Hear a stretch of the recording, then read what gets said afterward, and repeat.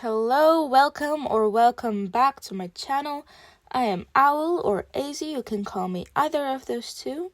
I found out how to link the fanfic in the description.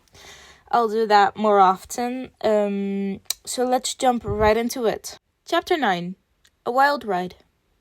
The past few weeks had been the best of Midoriya's life so far, and that wasn't even an exaggeration. Had never had so much to say to his dad during their Friday video chats. He told him all about Shinso, Uraraka, and Ida, how his problems with his muteness had finally begun to fade, discovering his quirk, the USJ, talking with President Mike, being on his radio show, becoming Canary. He had been pacing around the living room as he told his stories, speaking in such an animated way that he couldn't help but notice the shocked expressions on his prideful parents. It had been a while since he felt so happy. But it was strange being able to write the word Canary into an internet search engine, and for the result that didn't involve the bird or the island to appear. Of course, it had only been a one-time thing, so the mysterious being that was Canary wasn't that prevalent in the minds of the people of Japan. Being back at school again on Friday, it felt like everything was back to normal. He hung out with Shinso alone at lunch, bumped into Uraraka and Ida on their way back, who were talking with another of their Class 1A friends, who introduced herself as "Please call me Tsu Asui." They briefly talked about their resilient teacher being back to lead them despite him being covered in bandages from the USJ attack, and they were on their way. Not a word about Canary was uttered in Midoriya's presence. In fact, the only reminder the situation had occurred at all was President Mike.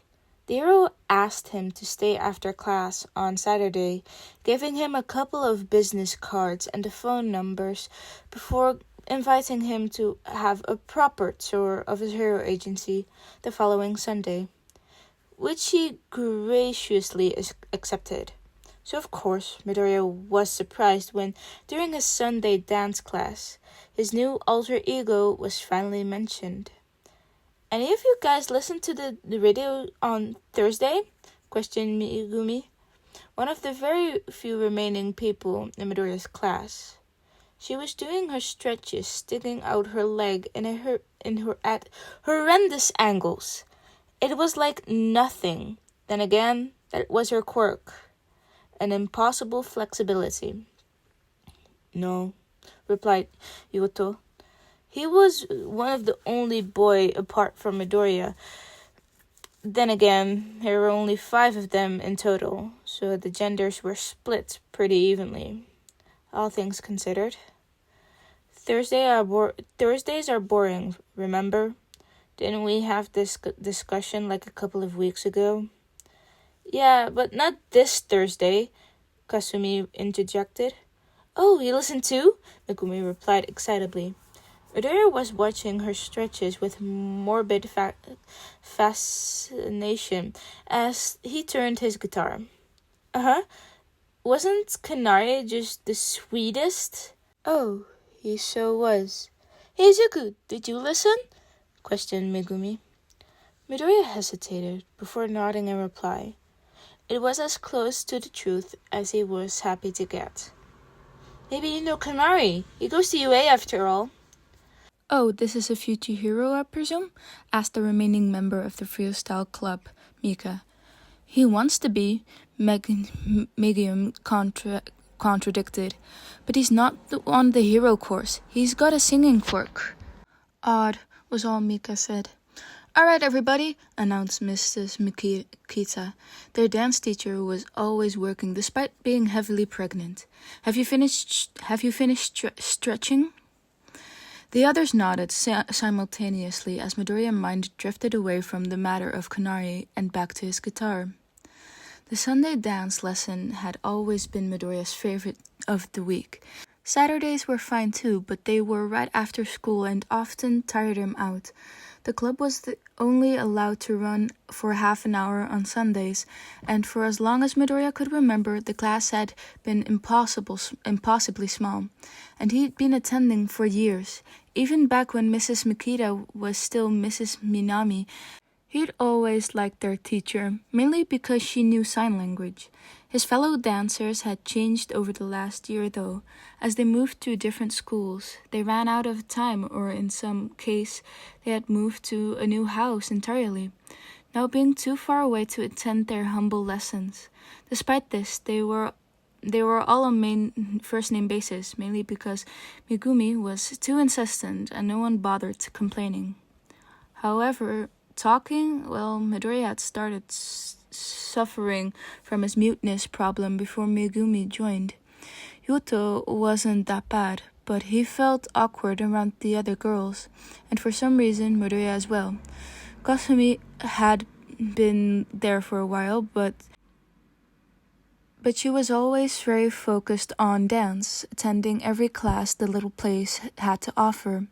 She often didn't speak at all, much like Midoriya, but grew a little friendlier once Megumi wormed her way into the girls' inner circle of friends. Miko was another story, incredibly beautiful and a wonderful dancer. She was the newest of the lot. Midoriya used to speak to some of them, but that had been a long time ago, and since Mrs. Mikita knew sign language, he had just slipped into the habit of not talking at all. It was the same group on Saturday, excluding Yuto, who was too busy with pursuing a future career in medicine to keep dancing. Midoriya did dance on a Saturday, but Sundays, well, this was why he enjoyed it so much. Sundays he played his instruments whilst the others practiced their various routines to his tunes. He loved it. It allowed him to keep practicing despite giving up on his other lessons. It was the only reason he had to keep going to both classes and not just drop one. "You have your guitar this week, Izuku," realized Megumi, bouncing up and down. "I haven't seen the guitar in ages. I thought you preferred your violin." "I don't mind either," he signed, and their teacher dutifully translated. She sat down beside him and, with a sigh, her hand on her growing belly. She hadn't told them before that this was her favorite class of the week. They were just there for fun, excluding perhaps Kasumi, and were consequently very little work. She helped them with their choreography, improving their transitions and poise, gave them one-on-one tutorials if they so desired, but other than that, they were very easygoing. "What happened to it?" frowned Mika, glancing at the burnt spots over the wooden instrument.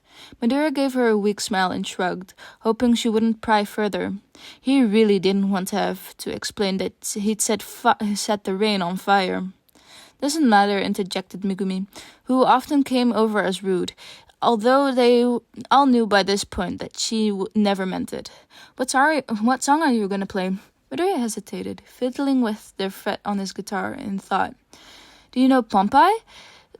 asked Kasumi, who positioned herself beautifully in the center of the room. We were doing a dance to it earlier. I could teach you all," she offered, eager at the chance to impress. "Do you?" pressed Mika. Midoriya smiled and nodded in reply. He was trying to remember the first few chords when the door of the dance studio slammed open. "Sorry I'm late," screamed the newcomer, who tossed her bag across the room and it slid to Midoriya's feet. His eye caught on the UA logo, and slowly but surely he raised his gaze to meet that of the intruder. Bright pink skin, short hair, little horns, and big black eyes. She was dressed in her gym gear, tight-fitting leggings, and a loose top, implying a clear confidence in her form. The worst thing was, Midoriya recognized her. "Ah, everyone, this is Mina Ashido.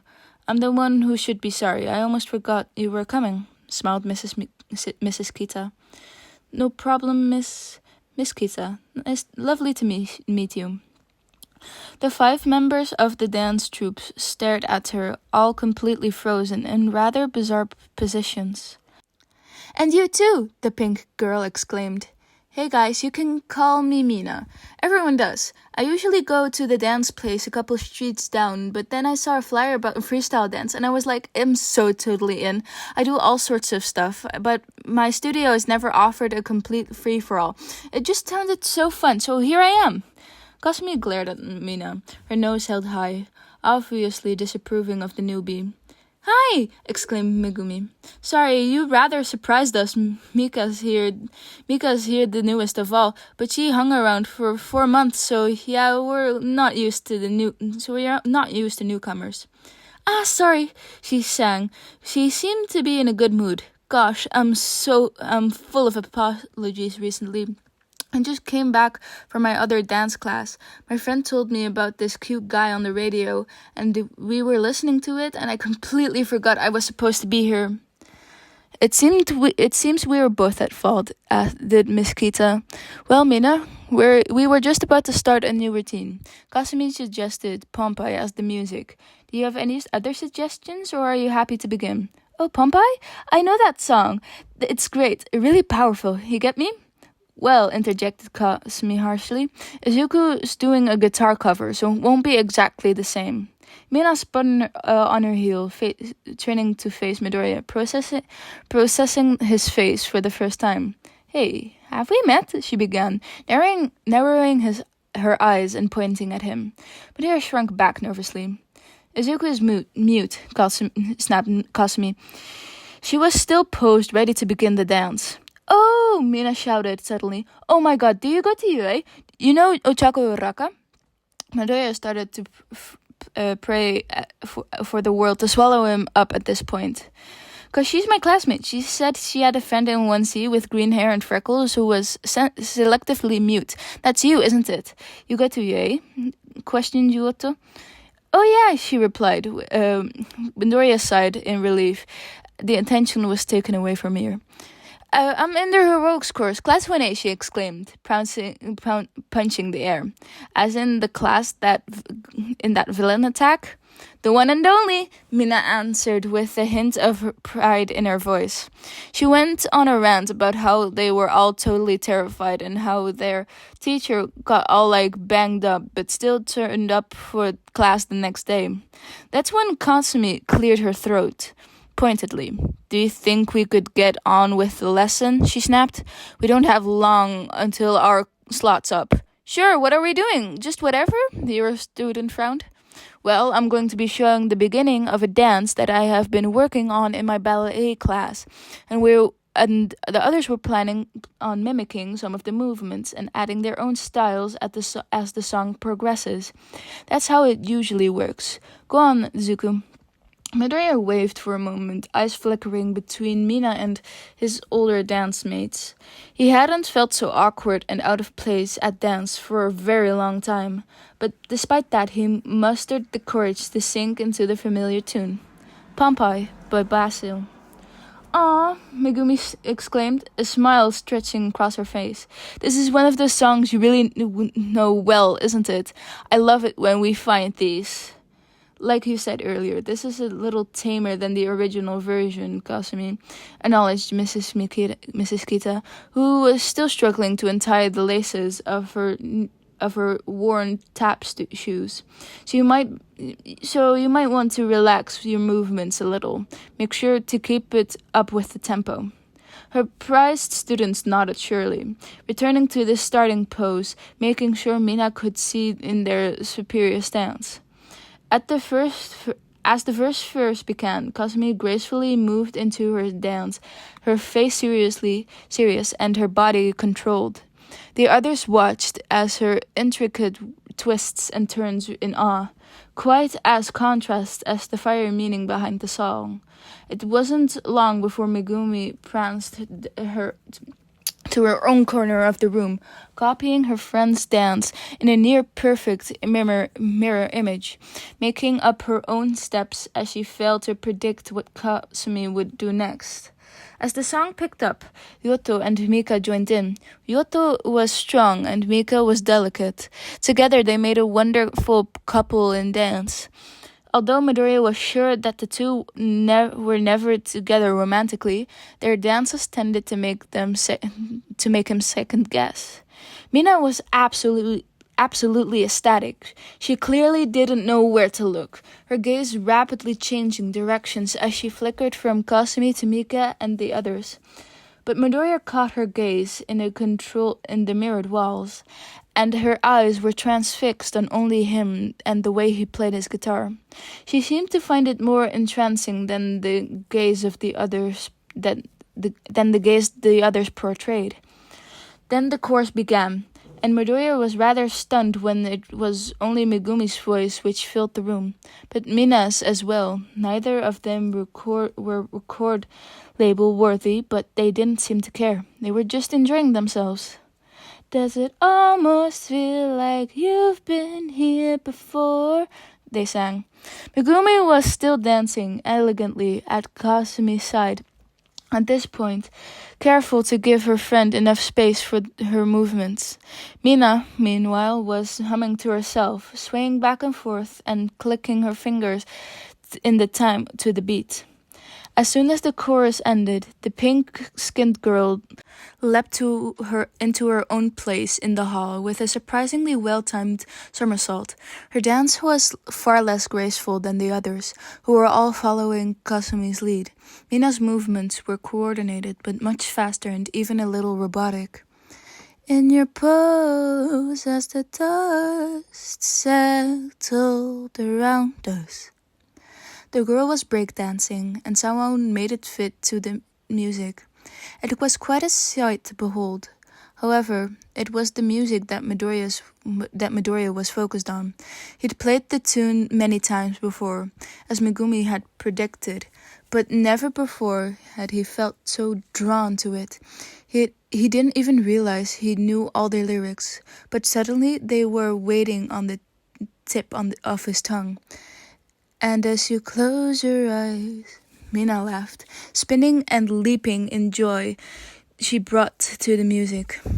Midoriya so desperately wanted to join in, to sing along. It was a strange feeling, new to him. It had been so long since he had to stop himself from talking or singing. But that couldn't have been a good idea, to sing along, not to this tune. Note. He'd seen what he could do. Setting fire to the rain was bad enough. At least no one was around. If he started singing Pompeii in a small enclosed space with other people around, who knows what could happen? He could turn them all to ash, bring storm clouds of volcanic rock raining down upon them. Soon enough, the song came to an end, and the dance lesson drew to a close. Midoriya was packing away his guitar when Mina bounced over to him. "That was so cool," she exclaimed. "You're super good at the guitar. I think actually I would prefer your guitar version to the actual song." Midoriya blushed and gave her a little bow. "Will you be coming back next week, Ashido?" questioned Mrs. Kita. Sure, you guys do Saturdays too, right?" "We do. Will you consider coming to both?" "Well, if Saturdays are as awesome as today's lesson, then sure, I think I can make it." "Then we will see you then," the pregnant woman smiled. Midoriya was walking out the door when Mina suddenly appeared by his side again, after handing in her starting fee. "Otoko never mentioned you did music and dance," Mina acknowledged. "I know I've said it already, but you're really awesome." Midoriya hesitated. Mina stopped walking as she did, a frown stretching across her face as Midoriya pulled out his phone. He tapped on the Notes app and began to write. Once he was finished, he handed the device over to his new dance partner for her to read. "You cannot tell anyone at UA about this. I'd rather they didn't know," she read out loud. "Aw, but it's so sweet. I'm sure everyone would think the same way." Midoriya shook his head, surely, taking his phone back.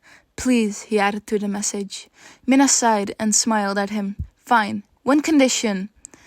He cocked his head to one side to show his interest. "You give me your number," she announced dramatically. Midoriya flushed red and grudgingly gave his phone back to her so she could get the necessary details of it. There, Mina exclaimed as she finished exchanging details. Now we can talk without having to worry about speaking. He gave her a meek smile and texted, "Thank you," to her. "No prob," she laughed. "I've got to go or else I'll miss my train. See you at school, guitar boy." And with that, the terrifying encounter was over. Midoriya stood there, in the street, for a few moments, slowly getting over his anxiety.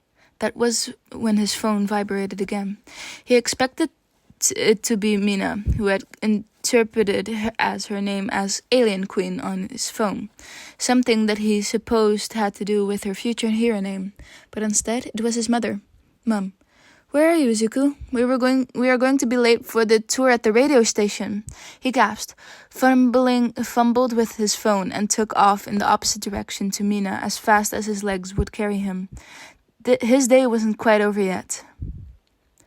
His mom had been exaggerating when she said they would be late.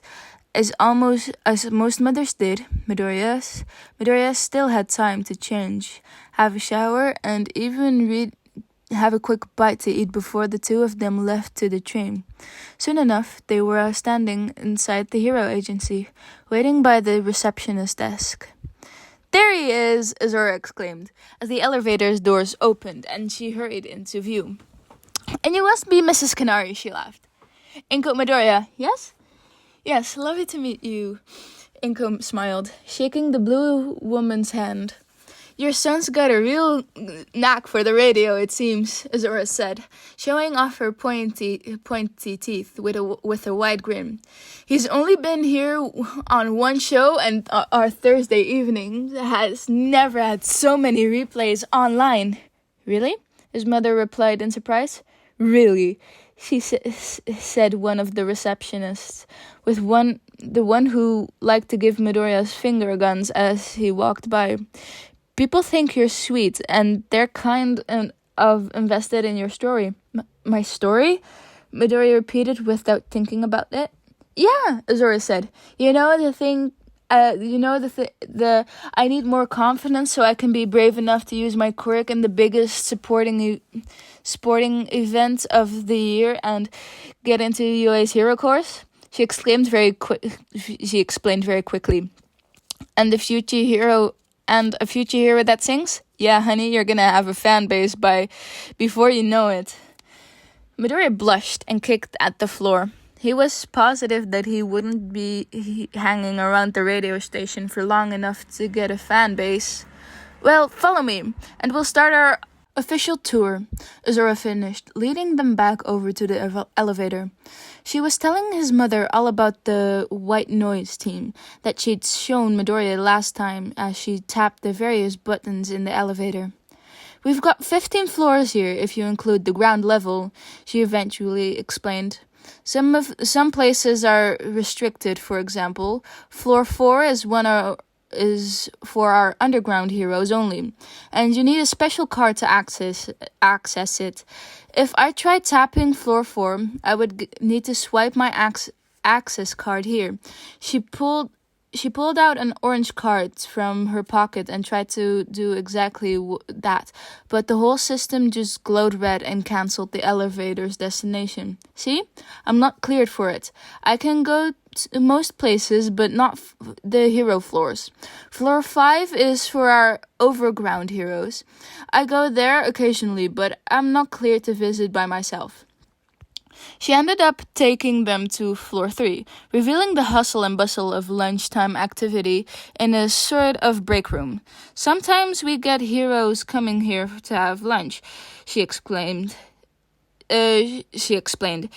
"They're not even from our agency, just good friends from this part of town. Did you know that we were considered the best news company to deal with hero interviews? It's because President Mike's overview. He makes sure we are not too intrusive, and consequently, we get the most business."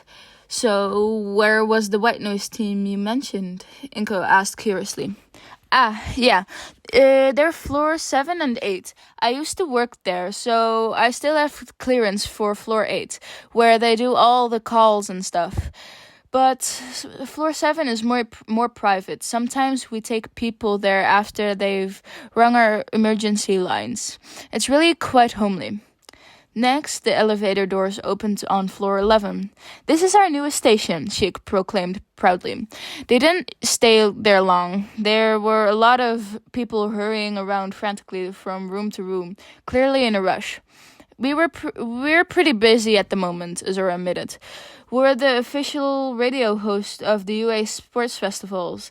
And, of course, President Mike always does the commentary. They're clearing up at the moment, hyping up the public, getting resources ready, and, the usual stuff." All this talk about the sports festival was giving Midoriya a headache. They were shown quite a few other floors after that, visiting the other radio areas as well as some of the offices. They even said hello to some of the heroes and sidekicks, which Midoriya was very happy about. Eventually, though, after having a quick look at the offices on the top floor, because Azura had to pick up a few things from her place, they were back at the familiar floor 13, where President Mike's radio show broadcasts from. They sat down in the waiting room outside the studio. Izuku and Inko sat together on one of the larger sofas, whilst Azura sat opposite of them, happily leaving a small stack of papers on the table between them. "Don't mind that," she said as she caught Midoriya glancing at it. "It's not all about you." That didn't do much to lessen his nerves. "So," Azura began, "how did you find the little Thursday introduction on to the radio world?" Midoriya glanced between her and his mother hesitantly, before giving her a slight shrug. I guess it wasn't that as bad as I thought it would be." Inko smiled proudly at him. Midoriya wasn't sure if that was because he didn't downright say it was terrible and he never wanted to do it again, or if it was because he actually spoke. Midoriya was quite proud of himself for speaking, considering what happened earlier that day. "I'd rather say it was positive. I'd say that was a positive response," Azura concluded. She seemed rather pleased with herself. "As you can see, Sundays aren't very busy here." Midoriya wouldn't have guessed. "There are less people here commuting, so let's listen to the radio. President Mike's out on patrol at the moment, but he should be back any minute to join us." Midoriya nodded in understanding. "Anyway, as I said earlier, you've got quite the potential as a little radio star," she grinned. UA Heroes course aside, you've done well here regardless." Ingo grasped her son's hand, supporting a wide smile on her face. "You're new," Azura continued to explain. "People like new things from time to time. Then there's your whole story, like we said. And there's a certain mystery about you, like, who is Canary? Did you know that that question has been searched over 500 times over the last 3 days alone? And I seriously think that's an outdated number by now. I looked late last night." Midoriya blinked at her. It probably shouldn't have come as a surprise to him, but nevertheless, it did. "Moreover," she continued, waving Midoriya's surprise away, "you're young. People your age listen to our radio, mainly because of our music hours, and, of course, non-stop music Fridays. But when there's someone who they relate to on the radio, they're convinced to listen for a little longer, and they tell their friends, and then more people tune in. You see where I'm going with this?" He nodded hesitantly, still a little shocked by how much they all seemed to like him. "Basically, long story short, you're good for business. I know President Mike brought you here to help build your confidence, but now you've shown us that what having someone like you on our show can do. We're more than happy to make this a permanent thing." The door was thrown open as Midoriya's mouth did the same. "Hello!" cheered an all too familiar voice, and President Mike vultured over to the empty armchair beside Azura, almost making it fall over and sinking into it with a sigh of relief. After a moment, He leaned forward, extending his hand to Midoriya's mother. "Nice to meet you, Mrs. Midoriya. I'm President Mike, Izuku's homeroom teacher," he exclaimed. Unko shook his hand meekly as President Mike turned back to Azora. "What did I miss?" "We're just talking about why your trial run was a success," Azora replied eagerly. "Ah, yeah," he grinned widely. "Did Azora tell you about the White Noise team?" The three of them nodded. "Well, I just checked in with them, and I'm not going to say much because it's a private matter, but someone called in with a problem today, and they turned into our radio for the first time and heard the number to call for help only after hearing about it from all the talk about you," he announced dramatically. Midoriya stared. It took a moment to process his words. "Really?" "Yeah," he grinned. "So what do you say, Canary? Wanna come back again?" He exchanged looks with his mother, whose prideful grin and excited nod convinced him to follow suit and gave his mentor a determined nod. All three adults cheered for him. "Phew," Azora sighed. "I was worried for a moment you were going to chicken out." Now that obstacle is out of the way. We've got one more phase," President Mike continued, glancing at Azora's pile of paperwork. "Well, maybe two." "Ah, yes," said the co-manager. "The sports festival isn't far away. So if we want to build up your confidence enough in time, you might want to consider doing more shows than just the Thursday slot." "More? If it's not too much," the blue-skinned woman added hastily.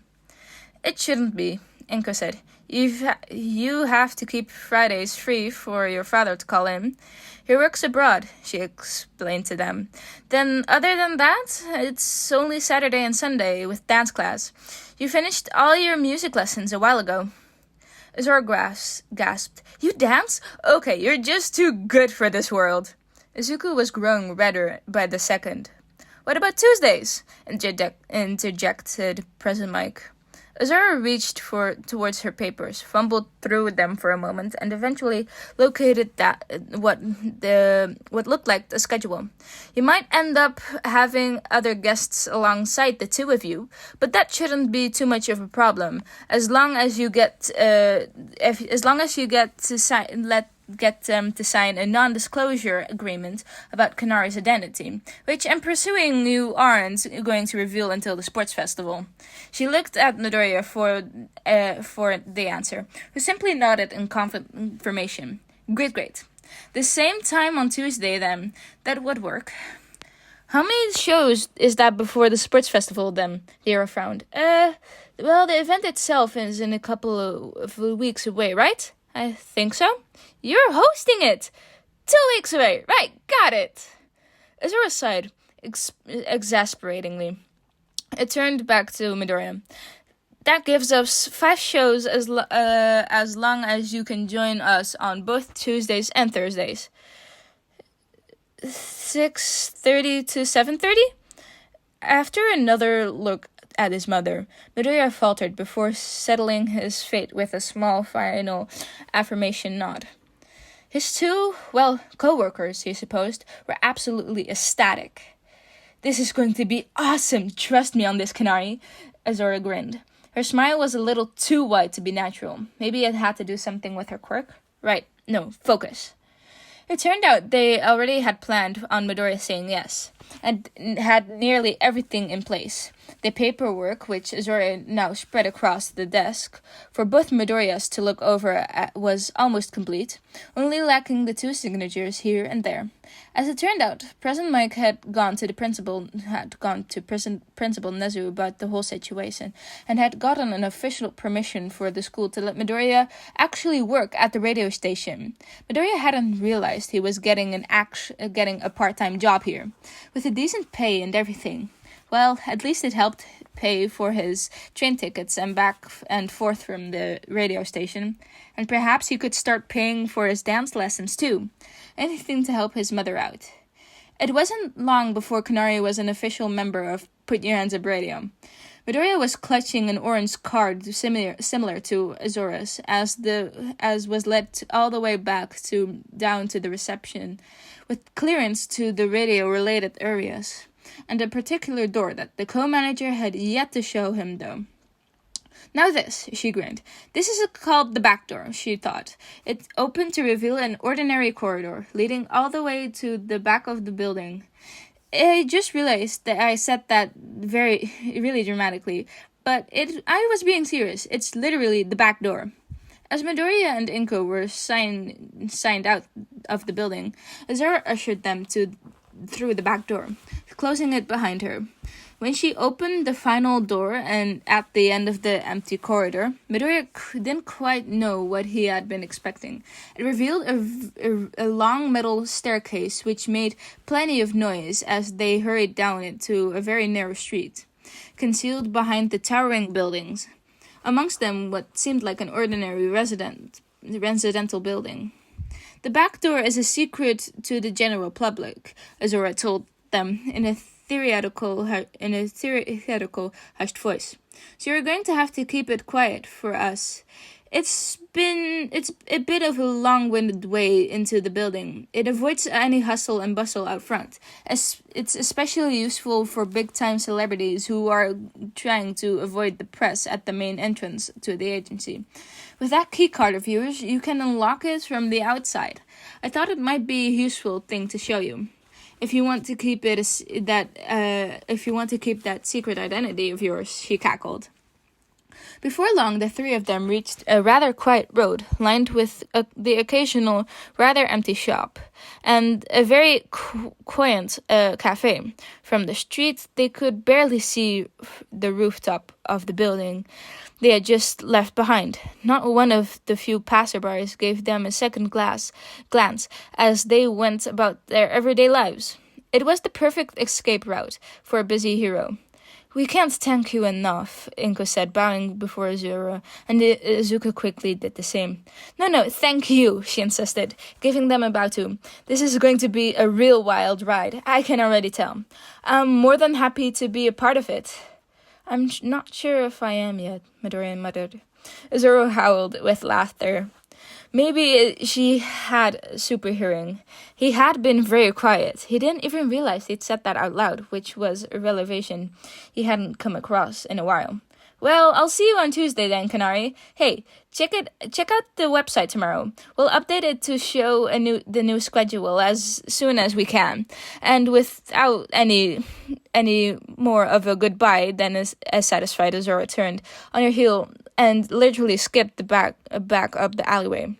The two Midoriya stared at her for a moment or so, even after she had vanished from view. Inko then pulled on Izuku's sleeve, tears building at the corner of her eyes as she pulled him into a hug. She needn't to say a word to express her feelings as they held each other there. Izuku melted into the warmth of her familiar hold, a wave of relief washing over him. Now the stress invoking the encounter had come to an end. But he couldn't help but let a smile creep across his face, for despite all his worries, he knew this was only the beginning, or in Azora's terminology, the beginning of a real wild ride. I am so sorry for not uploading for a month. Holy shit. It's just been hectic. I don't really have an excuse, but I can kind of get an excuse what is kind of the truth. It's truth. So, I had exams, and then I had summer vacation, and I thought, in summer vacation, of course I'm going to upload way more. No, I'm not. It's because I don't have anything to do, by the way. It's just, I keep forgetting it, that I, need to podfic, and then things get hectic, and yeah, I don't really have an excuse for this. So, anyways, I hope you enjoyed. Sorry if there's any noise in the background of this video. I'm going to try to see if I can put the link in again. Let's fingers crossed hope it works. Hope you have a good night or day, and I'll see you later.